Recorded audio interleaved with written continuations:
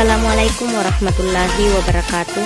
Kami perwakilan dari kelompok 5 mata kuliah perkembangan peserta didik akan menjelaskan materi tentang perkembangan peserta didik pada masa remaja dengan dosen pengampu yaitu Sirwanti SPD MPD.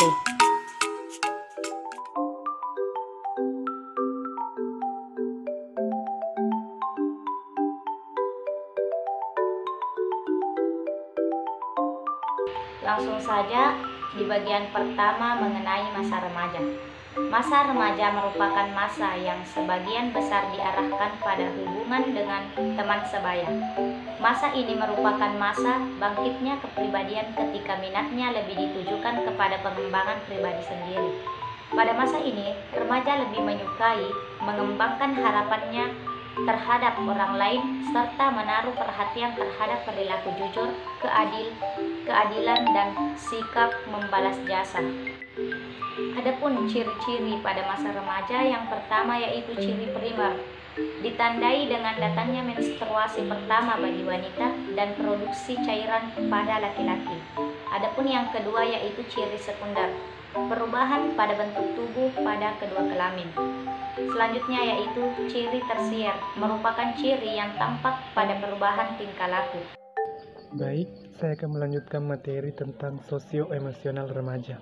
Nah, remaja dikatakan sudah mencapai kematangan emosi bila akhir remaja itu tidak meletakkan emosinya di hadapan orang lain.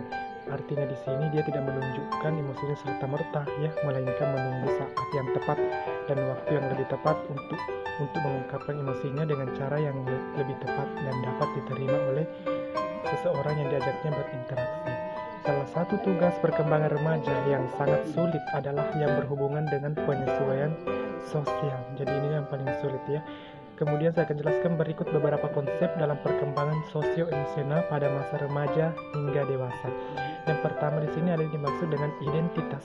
Nah, identitas ini berpusat pada siapa saya. Jadi remaja ini harus mengenali dulu dirinya, siapa sih dirinya. Nah, perubahan pubertas memerlukan remaja untuk mengubah konsep fisik mereka, menyesuaikan diri terhadap harapan-harapan teman dan keluarga, serta membuat keputusan tentang peranan dan tingkah lakunya. Kemudian yang kedua ada yang dimaksud dengan otonomi. Nah, otonomi ini perkembangan kepribadian lain yang penting pada masa remaja. Tuntutan otonomi yang bertambah untuk menentukan dirinya sendiri, kesadaran remaja untuk berkembang seperti orang dewasa yang sedang berkembang, dan kemampuan mereka untuk menganalisis dan memperbaiki rencana mereka menjadi bertambah sulit jika mereka menerima pengarahan orang dewasa. Yang ketiga adalah mengenai dengan keintiman. Nah, belajar perkembangan komunikasi yang akrab dengan teman lawan jenisnya maupun sejenisnya. Nah, yang paling sulit ketika remaja ingin berinteraksi adalah ketika dia berinteraksi dengan orang baru di sini. Tentu remaja akan merasa canggung atau merasa ragu-ragu ketika ingin bertukar pikiran. Beda dengan ketika remaja itu sudah akrab, memang teman akrabnya, dia akan memang lebih terbuka di situ. Dia akan lebih sering bertukar pikiran, bertukar informasi kepada teman yang sering diajak jalan, nongkrong, dan lain sebagainya. Adapun materi selanjutnya yaitu bagian C, moral remaja. Moral secara etimologi ataupun secara bahasa berasal dari bahasa Latin, yaitu mos, ataupun bentuk jamak dari mos adalah mores, yang artinya kebiasaan atau adat istiadat. Adapun perkembangan moral remaja dapat ditandai dengan beberapa cara. Yang pertama yaitu pendidikan langsung. Di dalam pendidikan langsung ini, seorang remaja harus menanamkan kepada dirinya yang namanya tingkah laku yang baik terhadap diri sendiri maupun terhadap kepada masyarakat. Yang kedua yaitu identifikasi. Di dalam perkembangan ini, seorang remaja harus meniru tingkah laku yang baik secara dalam hal pribadi maupun tingkah laku terhadap masyarakat. Yang ketiga yaitu proses coba-coba ataupun trial and error, berhasil ataupun tidak.